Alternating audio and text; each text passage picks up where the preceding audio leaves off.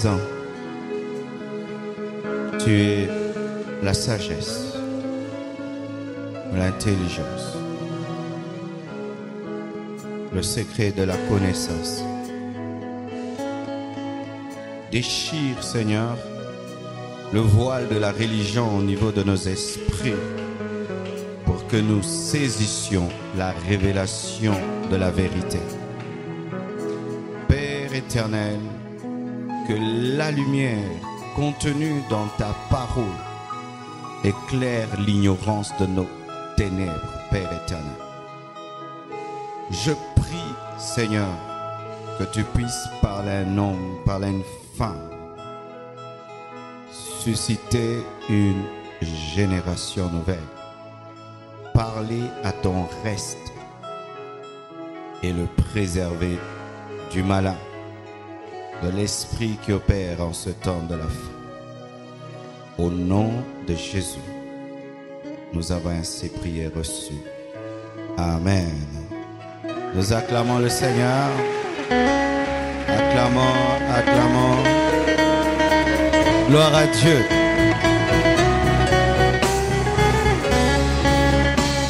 Amen. Salue ton voisin de gauche et de droite. Amen. Pourquoi nos frères sont sur des chaises en plastique alors qu'il y a des belles chaises rouges, bleues pour eux? Amen. Remplissons d'abord le premier temple, toutes les parties vides du premier temple. Ensuite, nous remplirons le deuxième. Je le ferai à chaque culte jusqu'à ce que vous comprendrez ce qu'il faut faire. Nos émissions sont télévisées. Amen. Ça passe sur Internet. Et ce n'est pas beau lorsqu'on filme une église qui est des vides. Ça fait montre de désorganisation, de manque de discipline et de manque d'organisation du protocole, et c'est suivi dans le monde entier. Remplissons tous ces vides, même là-bas, même si tu n'es pas président. Les présidents ne sont pas venus. Asseyez-vous là où il y a les présidents. Tu es même président aujourd'hui. Tu es même ancien aujourd'hui. On ne peut pas garder des chaises pour des gens qui ne se donnent pas la peine de venir au culte de la semaine. À moins que tu aies un rôle à jouer à côté de là où tu es. Sinon, asseyons-nous par là-bas. Nous allons nous tenir debout. Nous allons lire la parole de Dieu. Nous sommes dans Matthieu 24, du verset 1er au verset 14. Nous sommes dans notre culte d'études bibliques. Matthieu 14, du 1er verset au 14e verset. Vous y êtes?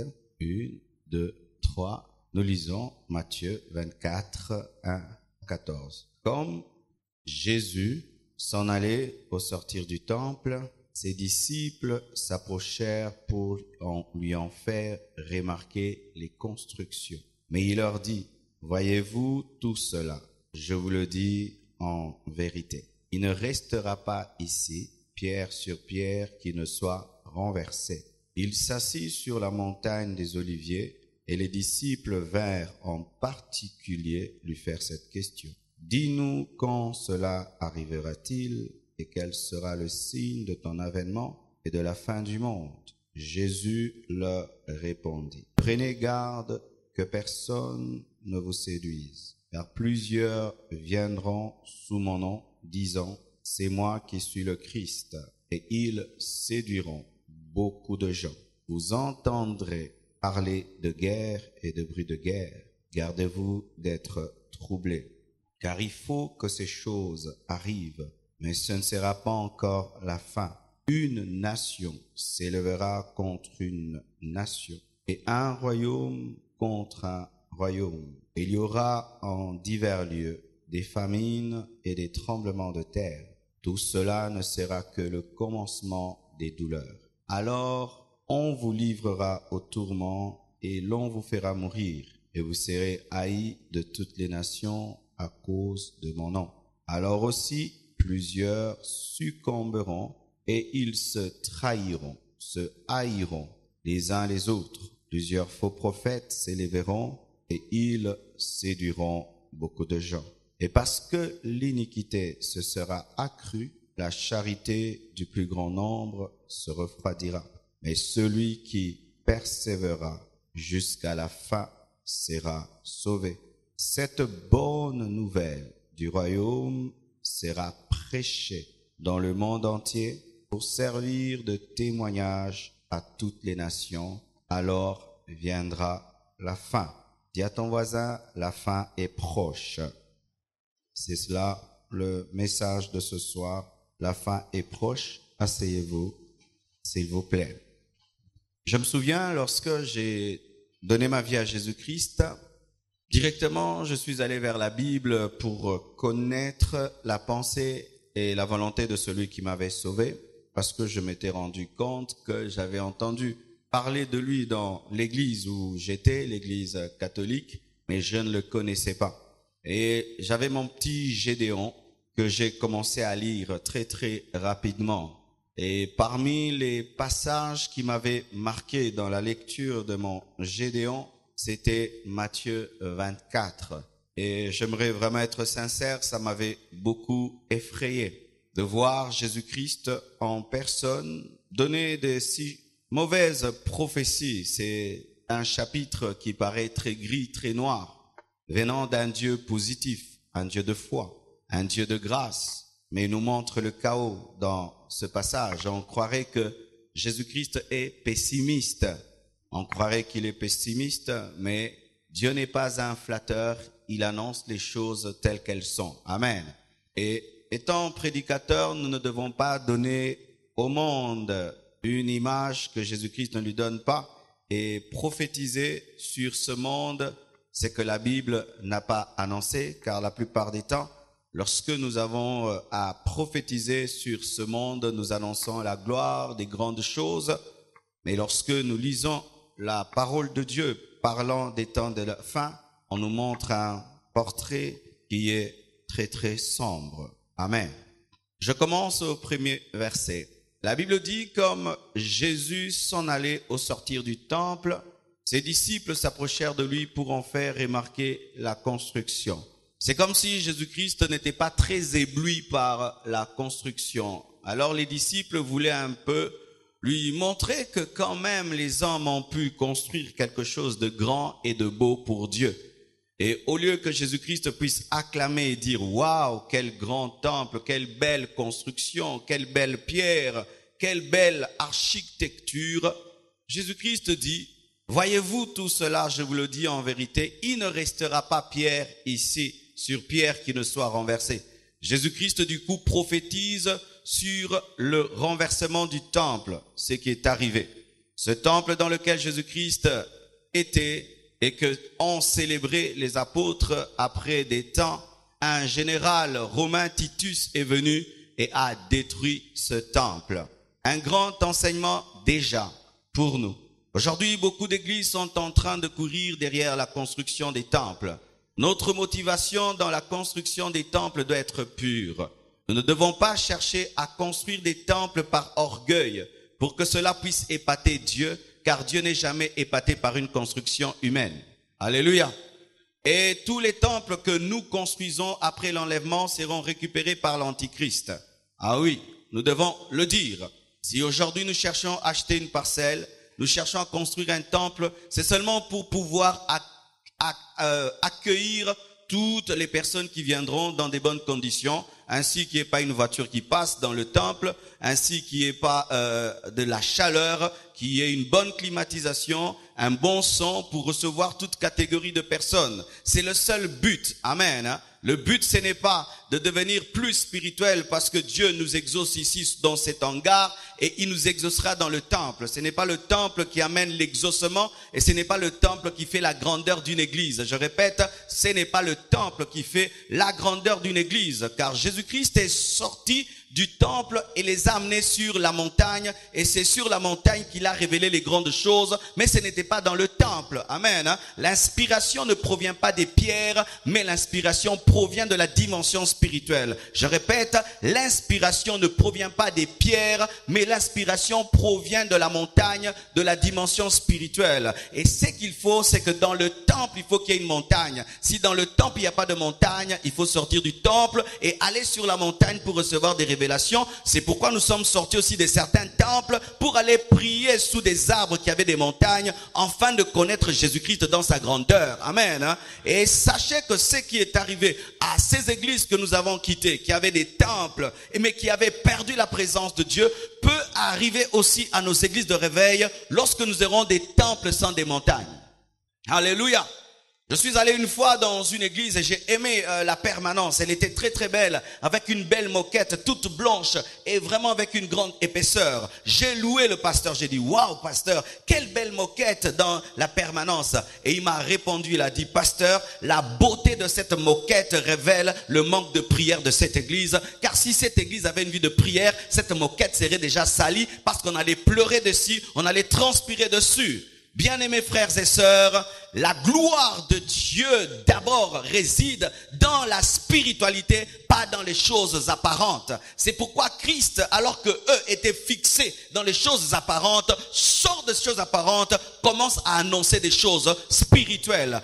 Demeurons spirituels dans nos constructions. Alléluia. Demeurons spirituels dans nos constructions. Il ne faudrait pas que le jour où nous allons construire un beau temple, 4 étages, 5 étages, nous soyons une église tellement organisée que le Saint-Esprit n'a pas de place, tellement orgueilleuse qu'on n'a plus le temps de s'agenouiller, de pleurer parce que le temple est beau.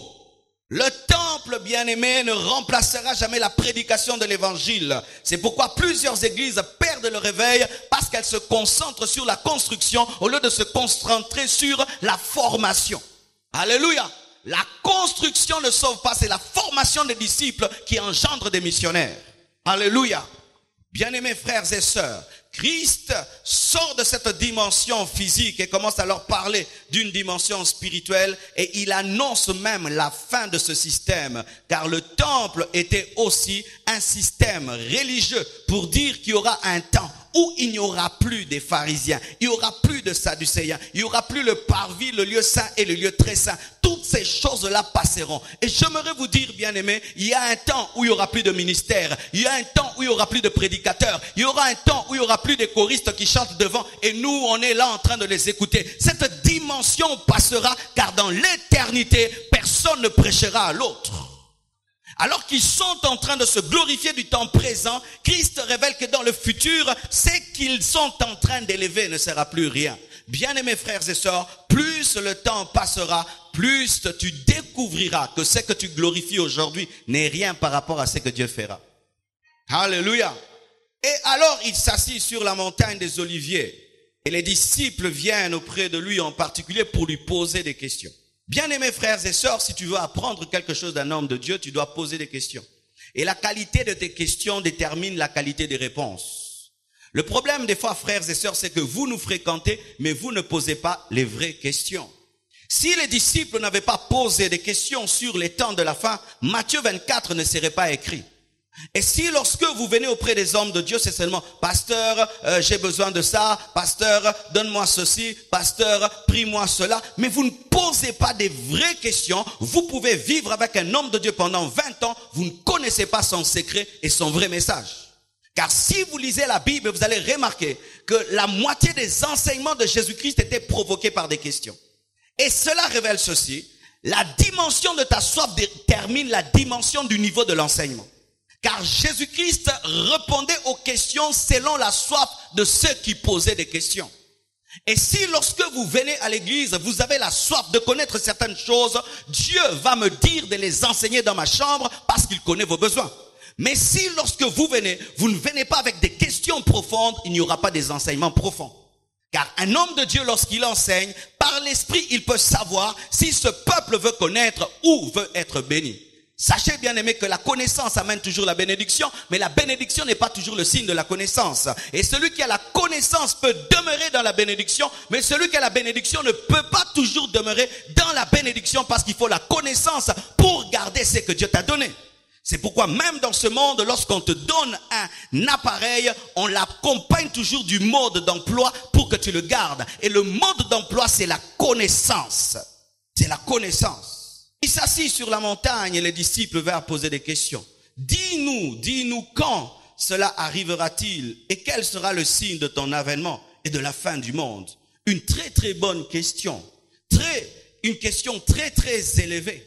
J'aimerais des gens qui posent des questions. Pasteur, quel est le secret de ton ministère? Pasteur, comment est-ce que tu prépares tes messages? Pasteur, comment est-ce que tu pries? Pasteur, comment est-ce que tu as vécu ta jeunesse avec Dieu? Pasteur, comment ceci? Pasteur, comment cela? Parce que c'est vrai, je peux t'imposer les mains, mais si je te révèle ce que je connais, c'est plus qu'une imposition des mains.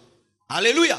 Venez au bureau des fois, 50 personnes. Là, pourquoi? Poser des questions sur la parole de Dieu, poser des questions sur les Écritures, sur l'Esprit de Dieu, que toujours venir, pasteur, un petit problème, bien aimé, cela ne résout pas tout. Mais quand tu as la connaissance, tu as un bagage que tu peux emporter partout. Il pose une question.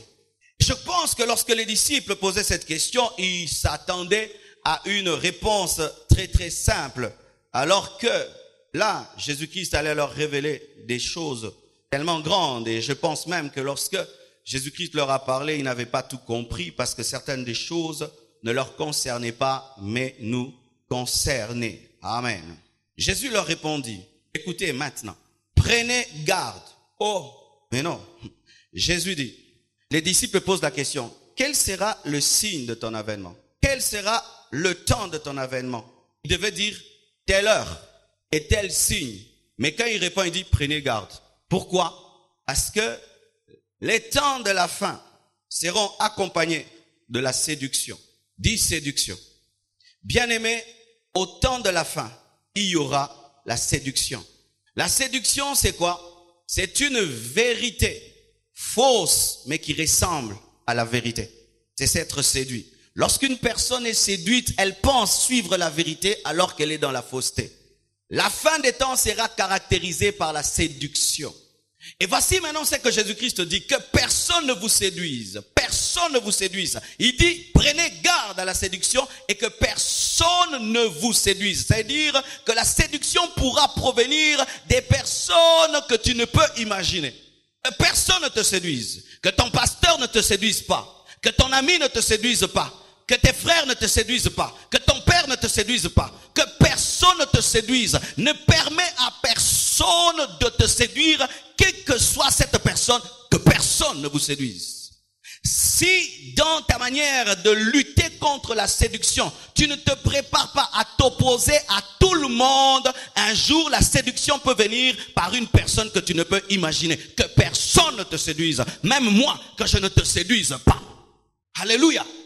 Car souvent les disciples pensent que la séduction viendra des autres, mais pas de leur maître. Mais la plus grande séduction, c'est celle qui vient par ton maître. Que personne ne te séduise. Qu'aucun enseignant de la parole te séduise. Qu'aucun prophète te séduise. Que personne, même celui qui t'a amené à Jésus-Christ, ne te séduise. Que ton mari ne te séduise. Que personne ne te séduise. Personne, ton ami, personne ne te séduise. Gardez-vous de la séduction. Jésus répondit, il dit, car plusieurs viendront. Écoutez maintenant là, lorsque vous lisez Matthieu 24, Jésus-Christ utilise pour les mauvaises choses plusieurs, le pluriel, mais quand il parle des choses bonnes, il parle du singulier. Vous savez pourquoi? Parce que à la fin des temps, plusieurs seront dans le faux et quelques-uns seront dans le vrai. Il dit, plusieurs viendront sous mon nom. Ce n'est pas parce que quelqu'un cite le nom de Jésus-Christ que Jésus-Christ l'a envoyé. Ce n'est pas parce que quelqu'un tient la Bible qu'il est prédicateur de la Bible.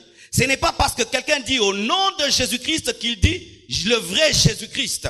Plusieurs viendront en mon nom, mais pour séduire. Le diable sait que si quelqu'un vient au nom de Satan pour te séduire, il ne te séduira pas. Il faut qu'il vienne au nom de Jésus parce que toi tu aimes Jésus. Pourquoi est-ce que tu vas là-bas? Parce qu'on invoque le nom de Jésus. Bien-aimés, ils viendront au nom de Jésus vous séduire. Au nom de Jésus. Et ils seront très nombreux. D'ailleurs, ils seront plus nombreux que ceux qui sont dans la vérité. C'est ce que Jésus-Christ dit. On peut dire que Jésus-Christ vraiment est négativiste, il est pessimiste. Non, personne n'est dans la vérité plus que Jésus. Il est celui qui peut dire en vérité, je vous le dis, plusieurs, beaucoup d'entre ceux qui invoqueront mon nom faussement. C'est ce que lui-même dit. À la fin des temps, plusieurs viendront sous mon nom, disant, c'est moi qui suis le Christ. D'autres auront même le courage de dire qu'ils sont eux-mêmes Jésus, qu'ils sont des dieux. Et ils séduiront beaucoup de gens. Écoutez, Plusieurs viendront sous mon nom séduire, mais quand ils viendront sous mon nom séduire, ils auront aussi beaucoup de gens. Des fois, frères, nous disons, mais ces gens, comment est-ce qu'ils ne peuvent pas se rendre compte? Bien aimé, c'est la prophétie qui s'accomplit. Donc, il y aura beaucoup de fidèles et des adeptes de la fausseté à la fin des temps. À la fin des temps, les églises fausses auront beaucoup de membres aussi. Cette parole n'est pas vraie parce que vous êtes nombreux à l'écouter. Si elle est fausse, même si vous êtes à 10 000, elle reste fausse.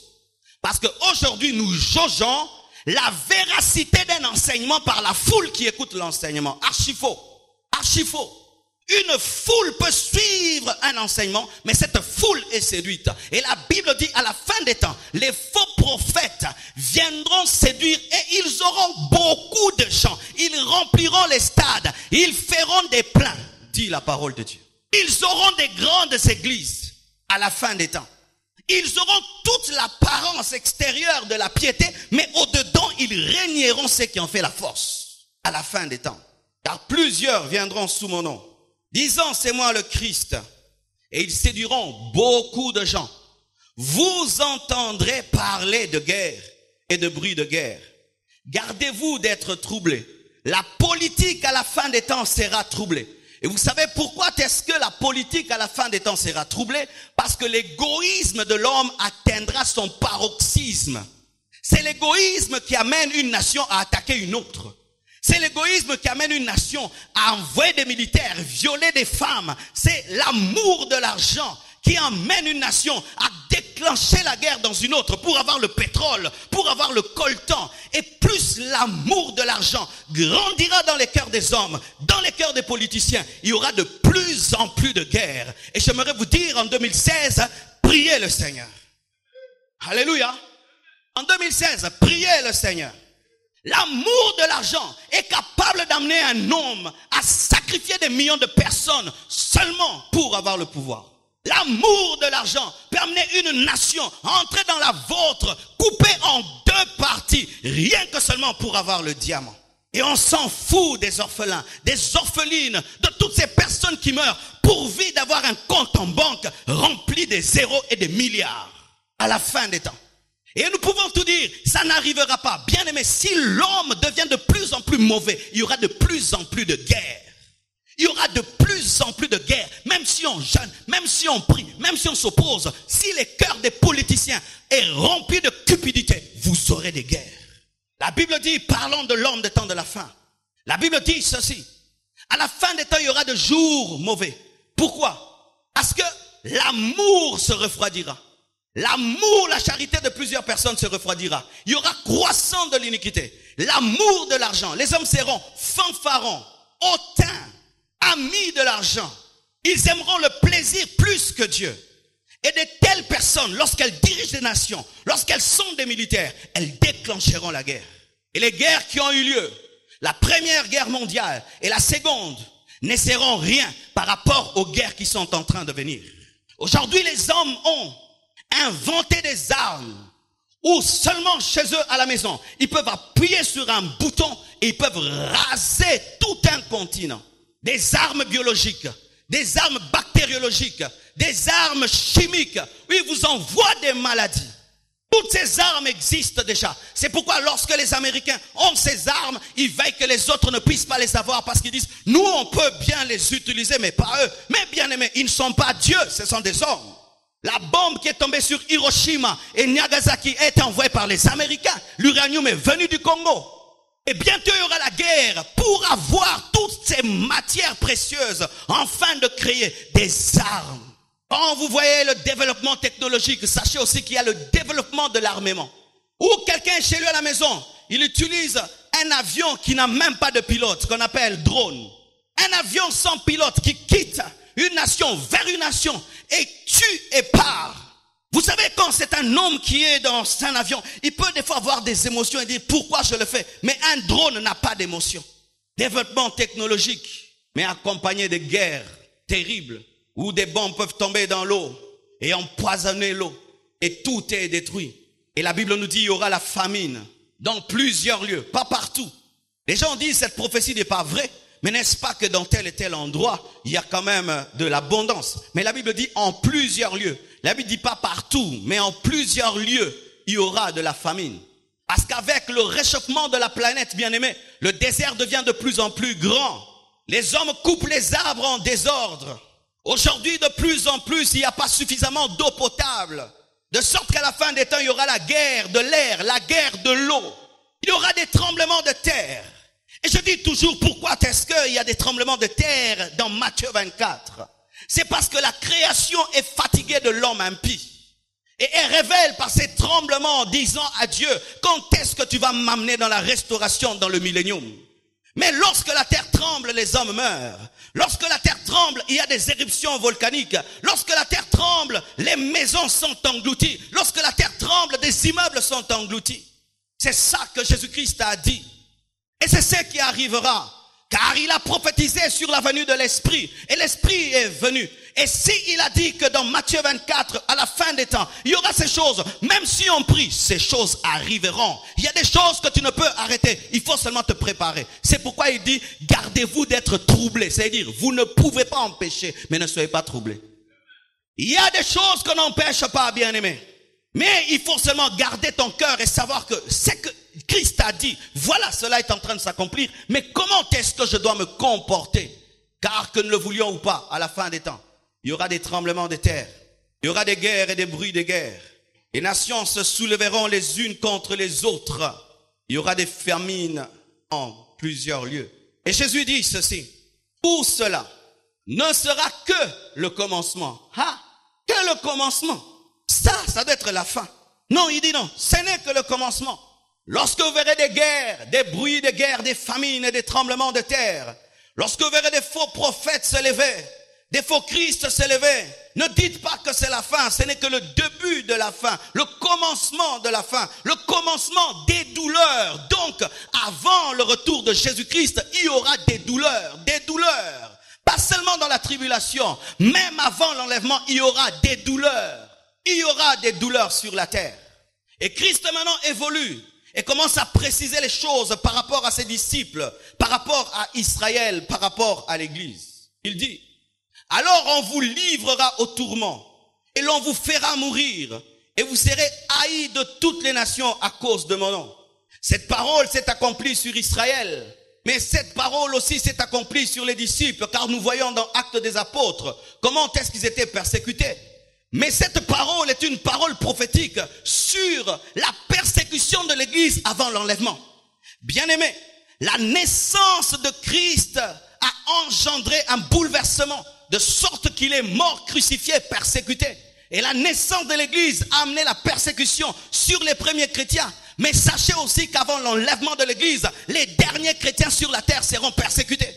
Oui, frères et sœurs, c'est une prophétie qu'on ne prophétise pas souvent. Église, à la fin des temps, tu seras persécuté. C'est une prophétie. Et là, j'aimerais un peu m'apaisantir.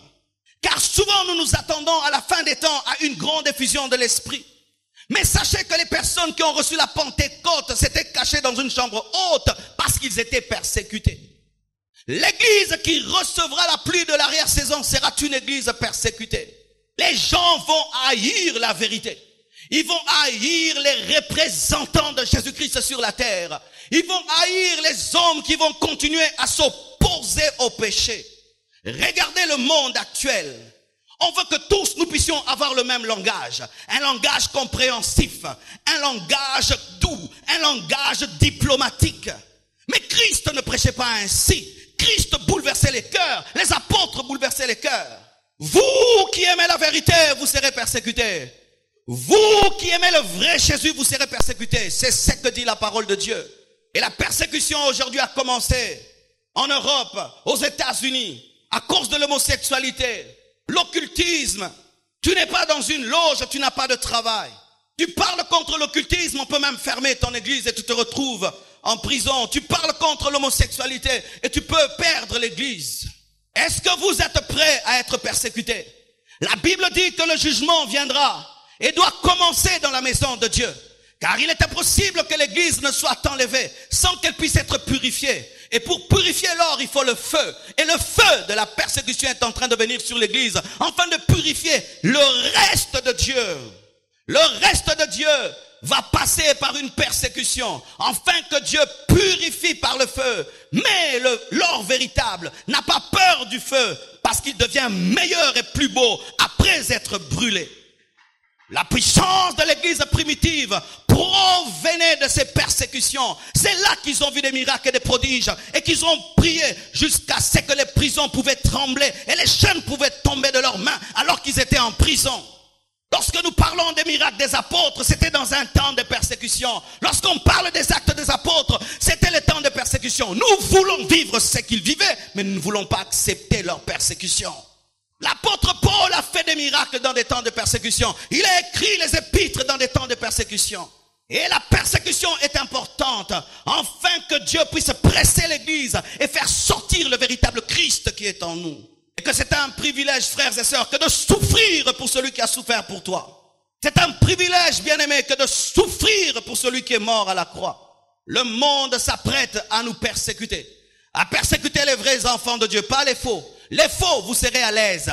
Les faux, personne ne va vous déranger. Mais si tu es un vrai enfant de Dieu, prépare-toi à être persécuté. Comme je l'ai dit le mercredi, tu nageras contre courant. Et tous ceux qui sont face à toi s'opposeront à toi. Ainsi, frères et sœurs, comme je le dis souvent, si le diable ne marche pas contre toi, il marche avec toi. La persécution du monde est le signe que Dieu est avec toi. La désapprobation du monde est le signe que Dieu marche avec toi. Mais aujourd'hui, les chrétiens veulent être acclamés tout le temps, aimés tout le temps. Jésus a dit, vous serez haïs. Jésus a dit, vous serez haïs. Vous serez haïs dans toutes les nations. De sorte que pour voyager, les prédicateurs ne devront plus écrire sur leur passeport qu'ils sont pasteurs, sinon tu n'entres pas. Ah oui, des temps viennent aussi ton passeport, il est écrit prédicateur, pasteur, missionnaire. Tu n'entreras pas dans certaines nations.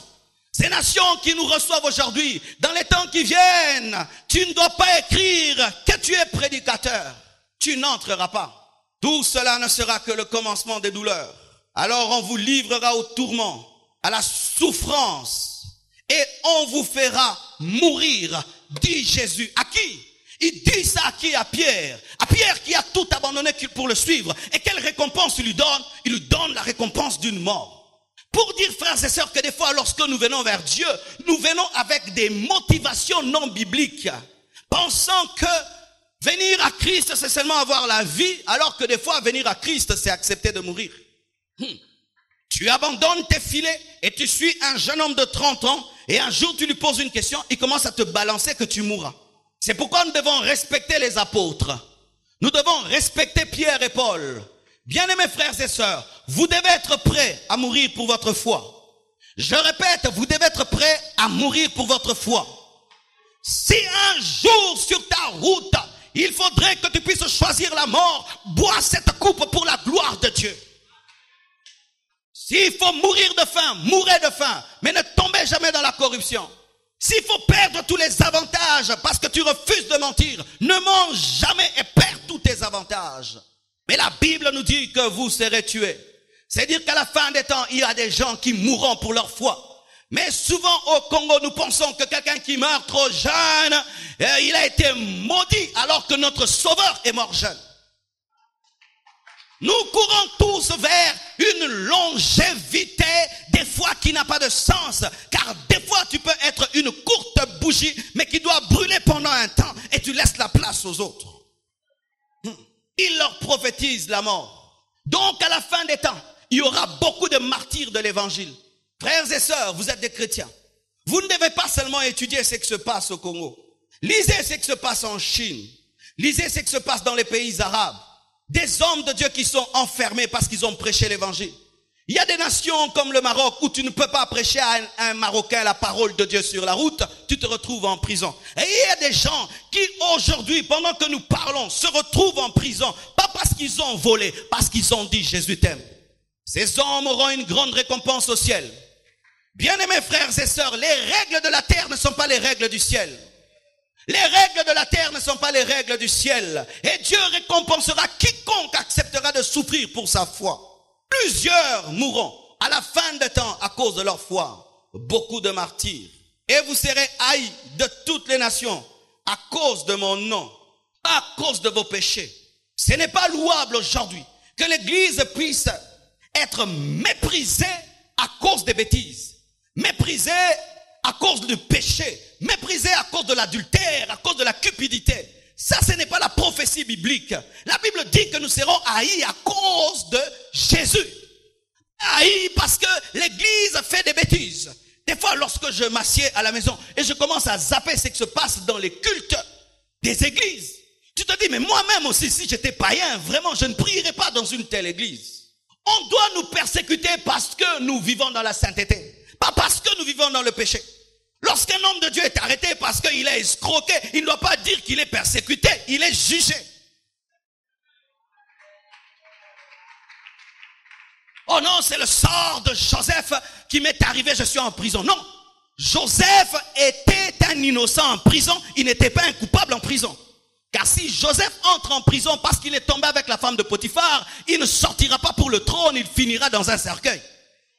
Nous devons être persécutés parce que nous sommes droits là où nous travaillons. Parce que nous sommes droits là où nous étudions. Nous sommes droits dans la société. Pas parce que nous commettons le péché et cela devient une honte pour Dieu. Ah, si tu n'écoutes pas Dieu, Dieu peut utiliser les païens pour te juger. Et maintenant, écoutez, là c'est malheureux.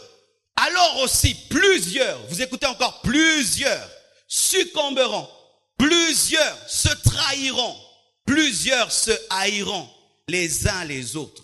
Frères et sœurs, plus le temps passe, plus il y aura des chutes, des abandons de la foi. Es-tu en train d'abandonner la foi? Veillez-y, mes frères, tout le temps. Car il est possible de venir dans un culte, dans une église, mais de perdre la foi. Et voici comment est-ce que tu peux savoir. Lorsque tu t'es converti, réalise le degré de l'amour que tu avais pour Dieu. Et maintenant, l'homme qui s'assied là, quel est le niveau de son amour pour Dieu? Tu peux savoir si tu es en train de succomber. Lorsque tu es venu à Dieu, qu'est-ce qui t'a motivé? Et maintenant, qu'est-ce qui te motive dans les choses de Dieu?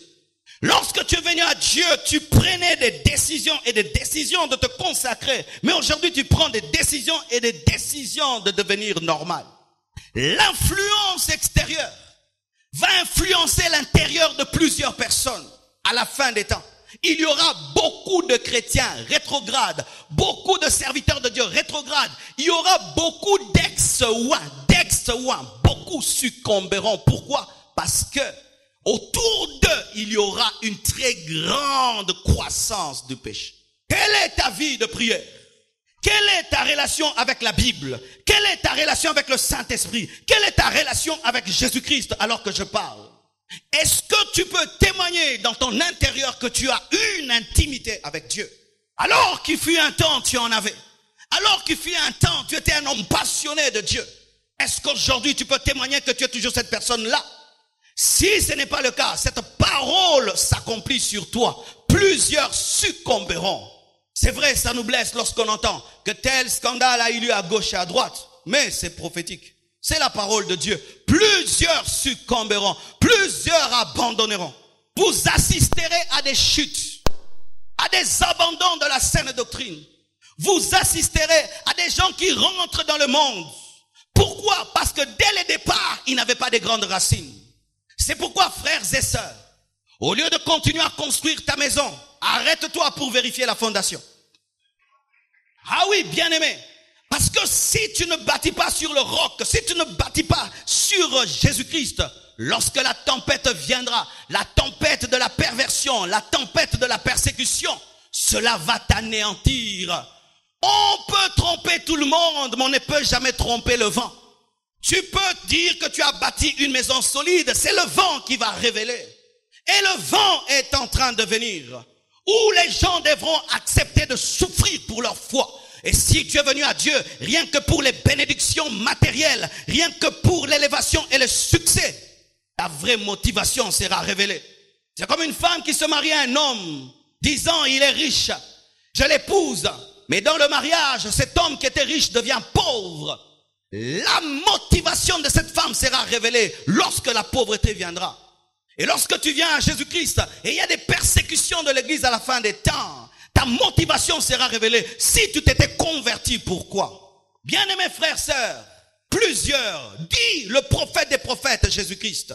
Mais que cela ne t'arrive pas, frère. Plusieurs succomberont. Plusieurs se trahiront et se haïront.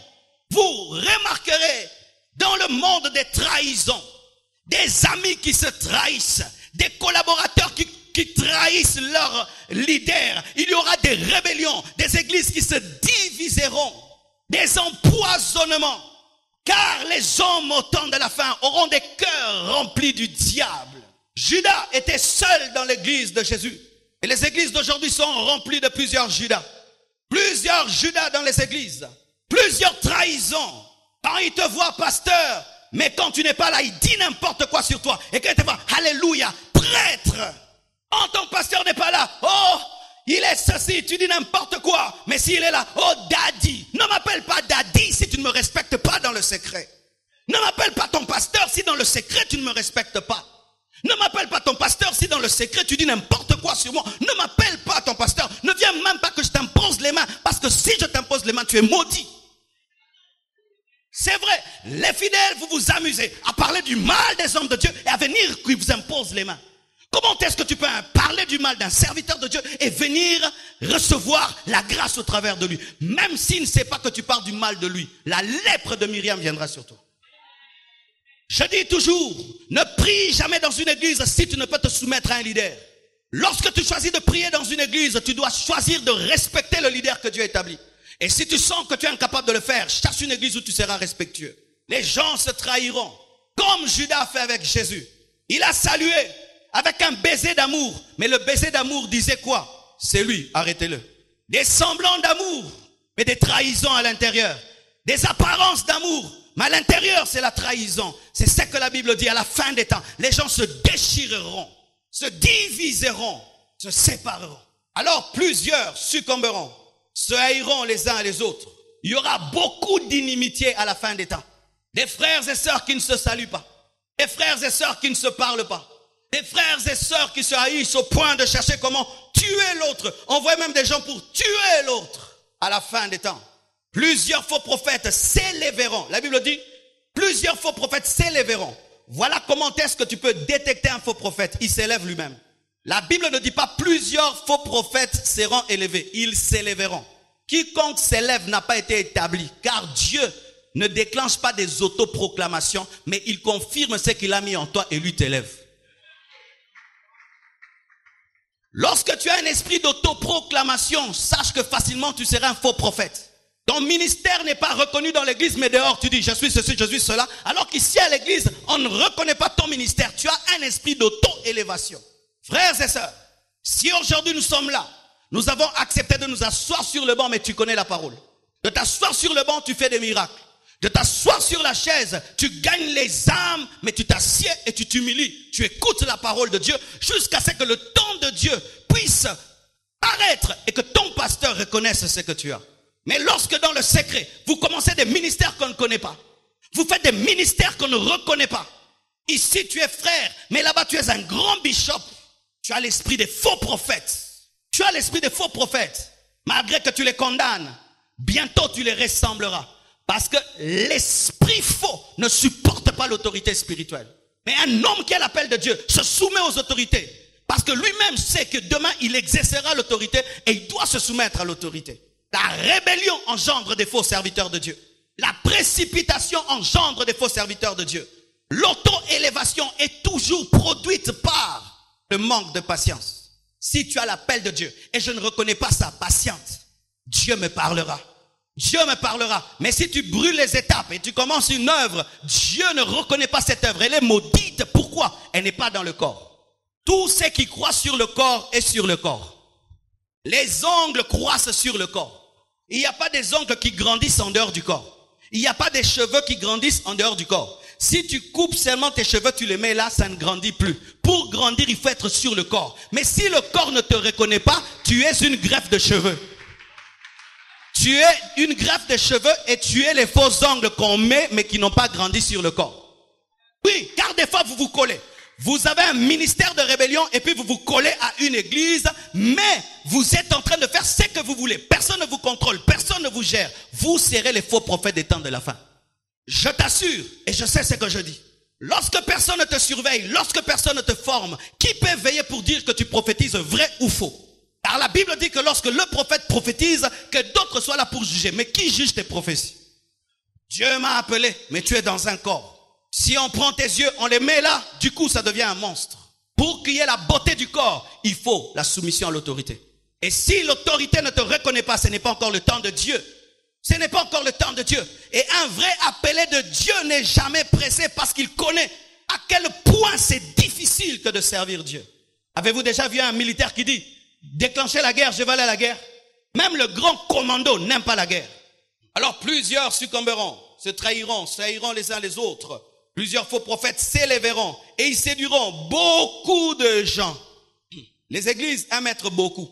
Des fois, quand je dis, nous ne sommes pas encore à 4000, nous sommes à 3500, ça blesse certaines personnes. Non, pasteur, il ne faut pas dire ça, nous sommes à 6000. Pourquoi tu veux qu'on soit 6000? Pour que quand tu causes avec tes amis, ils te disent, nous on est à 7000, nous on est à 6000, ça te fait un peu orgueil. Un pasteur avait une église de 1000 membres, il était fier d'avoir une église de 1000 membres. Un jour, il voit une vision, 100 personnes seulement sont enlevées et les 900 personnes ne sont pas enlevées. Dieu lui dit, recommence l'église. Si maintenant il y a l'enlèvement de l'église, pensez-vous que nous tous nous serons enlevés? S'il y a l'enlèvement de l'église maintenant, pensez-vous que nous serons enlevés? La preuve même, si maintenant même je vous présente la Sainte Seine, je prends le vin, je bénis le vin, je prends le pain, je le bénis et puis je dis c'est la Sainte Seine. Mais si tu vis dans la sainteté, tu es béni. Mais si tu vis dans le péché, tu vas mourir. Qui va venir prendre? Si maintenant l'ombre du corps de Jésus-Christ vous effraie, alors son propre corps, est-ce que vous serez enlevé? Pour les Saintes Seines, on vous prévient. Vendredi, mangez, sanctifiez-vous. Mais pour le retour de Jésus, on ne va pas vous prévenir. Plusieurs. Ne vous glorifiez pas, notre église est grande, on fait de culte, on déborde jusque là-bas. Dieu n'est pas dans tout ça. Amen. Nous voulons gagner les âmes et les gagner. C'est ça le but. Ce n'est pas d'atteindre des records. Ce n'est pas d'atteindre des records, car plusieurs succomberont, suivront les faux prophètes. Alors bien aimé, si un jour tu te retrouves dans une salle et tu regardes à gauche, à droite, c'est plein, que ce ne soit pas pour toi le signe que Dieu est là. Écoute ce qu'on enseigne. Si ce qu'on enseigne est biblique, reste là. Si ce n'est pas biblique, prends ta Bible, rentre à la maison sans respecter le protocole, rentre à la maison, sauve tes oreilles et sauve ton âme. En ce temps de la fin, vous devez avoir le courage de quitter un culte pendant le culte. Je vous dis la vérité, je vous dis la vérité. Si un jour vous entendez que je suis allé quelque part et on a commencé à prêcher et je me suis tenu debout pour partir et qu'on me dise, oh, Azakem Poli, sachez que j'ai accompli ce que j'ai prêché ici. Ah oui, je ne donnerai jamais mon oreille au serpent. Car si tu donnes l'oreille au serpent, tu vas manger l'arbre interdit. Alléluia, ne donnez jamais vos oreilles au serpent. Même si le serpent prêche devant 10 000 personnes, si c'est le serpent, ne l'écoutez pas, ne l'écoutez pas. Même s'il fait des affiches et des banderoles, ne l'écoutez pas. Même si c'est un serpent qui est célèbre. Car la Bible dit, le serpent était l'animal le plus intelligent. Il était célèbre, il était élevé. Il était le plus rusé de tous les animaux de Dieu. Donc quand même, il avait un certain charisme. Mais ce n'est pas le charisme qui compte. Ce qui compte, c'est la fidélité au message de Dieu. Car aujourd'hui, bien-aimés, vous consommez le charisme au lieu de consommer la grâce et la vérité. Charisme. Mon Dieu a posté. Les fidèles qui ont plus les posters des hommes de Dieu dans leurs appareils que des versets bibliques dans leur cœur. Ils ont des photos des hommes de Dieu comme ça, comme ça, comme ça, comme ça, comme ça, lol, lol, lol. Mais ils n'ont pas des versets bibliques dans leur cœur. Même pas 10 versets dans le cœur, mais tu as 10 posters. Les pasteurs sur Facebook. L'idolâtrie. Alléluia. Écoutez maintenant, frères et sœurs. La Bible dit ceci. Et parce que l'iniquité se sera accrue, la charité du plus grand nombre se refroidira. Un jour, quelqu'un est venu m'a dit, pasteur, mais comment est-ce que tu prêches la sainteté? Mais il y a certains fidèles dans ton église qui vivent dans le péché à un niveau. C'est comme si pendant que tu prêches la sainteté, il y a une autre voix qui leur dit péché, péché, péché, péché. Et je vous dis, ça a failli me décourager.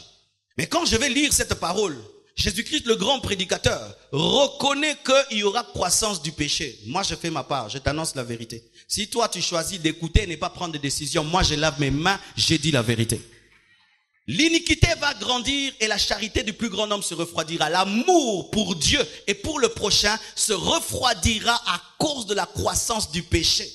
La croissance du péché engendre une chose dans les faux chrétiens, c'est que leur amour pour Dieu et pour leur prochain diminue. Pourquoi? Parce qu'ils n'ont pas été profonds dès le départ. Mais j'aime la conclusion de ce passage. Mais celui est-ce qu'on dit mais ce? Vous voyez, pour tout ce qui est mal, on dit plusieurs. Mais quand on parle maintenant du salut, on dit mais celui qui persévérera. Le salut est individuel. Bien-aimé, quand tu entres à cette porte-ci, tu n'entres pas pour un ami, hein, pour un frère, pour une sœur, ou quand tu entres à Yété. Non, non, celui. Dis celui. Celui. Celui. Tu viens à l'intercession, il y a 3 intercesseurs, tu pries. Tu viens à la chorale, il y a un seul choral. Toi, tu fais ton travail, tu as fait un vœu devant Dieu, tu le fais bien. Celui. Celui. On ne dit pas ce, mais on dit celui. Dans les choses de la persévérance, bien-aimé, il faut être seul. Et ainsi, si tu rencontres sur ce couloir d'autres, c'est-à-dire eux aussi sont seuls, mais vous devenez maintenant un ensemble du reste de Dieu. Oh, Rambro Sakaya Shaya. Ne fais pas les choses parce que les gens le font. Fais les choses parce que Dieu te le demande et Dieu t'inspire. Tu as le temps de venir à 16h à l'église, viens à 16h. Ne viens pas à 17h parce que les autres viennent à 17h, celui. Dieu te met à cœur d'évangéliser, évangélise. Si tout le monde ne le fait pas, toi fais-le. Et quand on dit dimanche, qui est invité, tu es le seul être debout. Continue, ne dis pas, mais les anciens, mais les diacres, mais les pasteurs n'ont pas gagné des âmes. C'est lui. Celui qui persévérera sera sauvé. Donc quoi? Nous sommes sauvés et nous serons sauvés. Si tu ne persévères pas, malgré que tu es sauvé, tu n'es pas sauvé.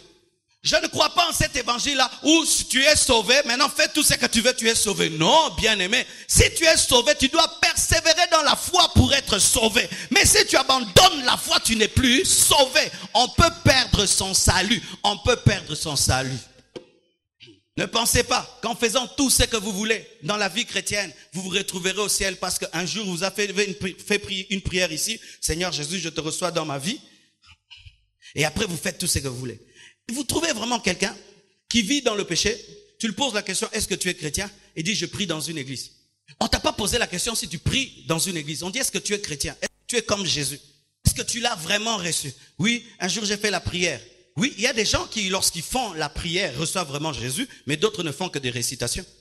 Si lorsque tu as fait la prière, c'était une récitation, eh ben, tu n'es pas sauvé parce que la récitation ne sauve pas.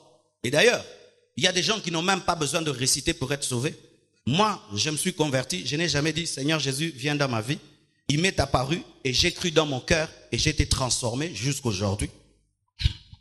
Voici le piège dans la vie chrétienne. Moi, je me convertis dans ma salle de bain, il n'y a personne à côté de moi. Tu te convertis dans une croisade et tu es seul avec Dieu. L'autre se convertit par une affiche. L'autre se convertit par un songe, une vision. Et puis vous vous retrouvez dans une église. Dieu dit, toi va dans telle église Compassion. Toi va dans l'église Compassion. Tu seras formé, tu seras enseigné. Et puis vous venez, vous vous retrouvez ici ensemble. Et puis vous faites un christianisme de groupe. Vous faites maintenant un christianisme de groupe.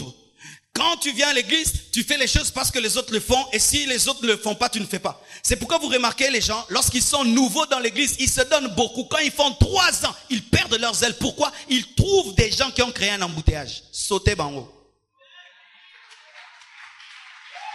Vous qui êtes venus à l'église Compassion, vous venez pour la parole, la sainteté, la prière. Vous entrez dans un département Kotonga. Vous entrez dans un autre département Kofinga. Indiscipline. Celui. Celui. Alléluia.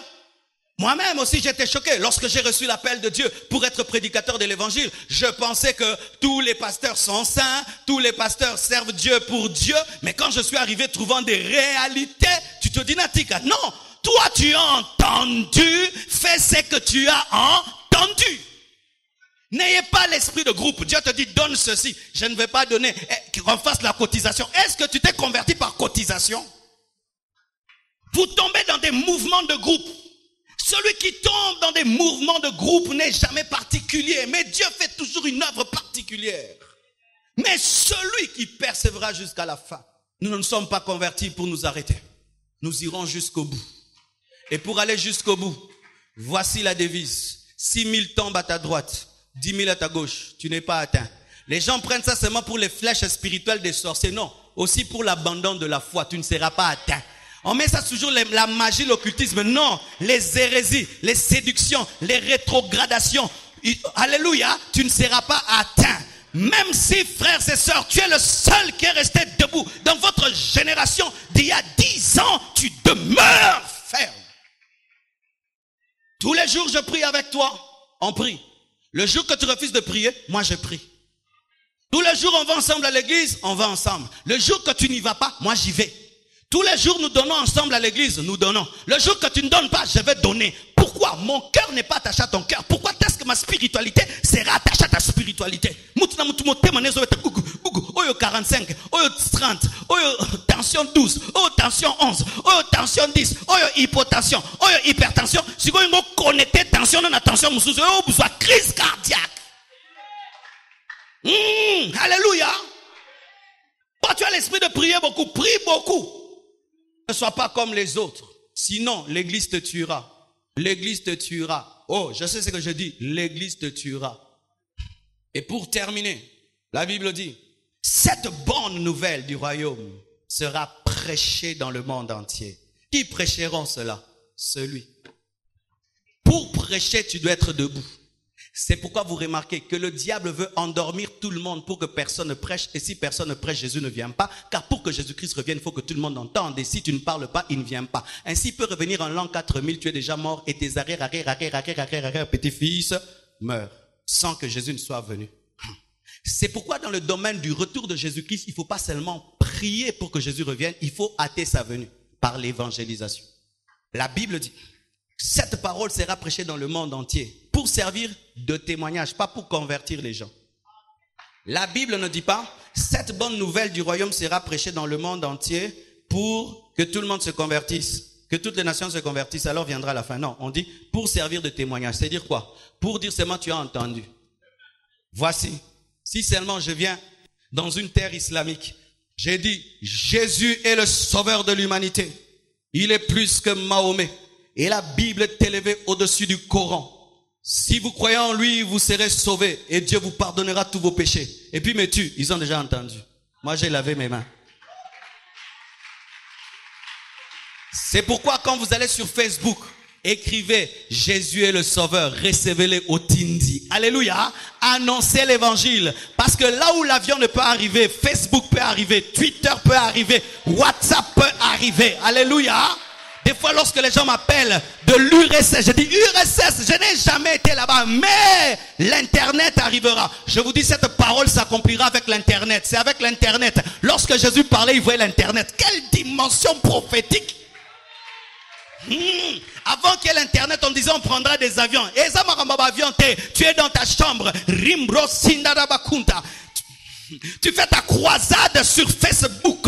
Lorsque tu as déjà 3000 amis, c'est déjà une croisade de 3000 personnes. Et tu prends un verset biblique et tu lances.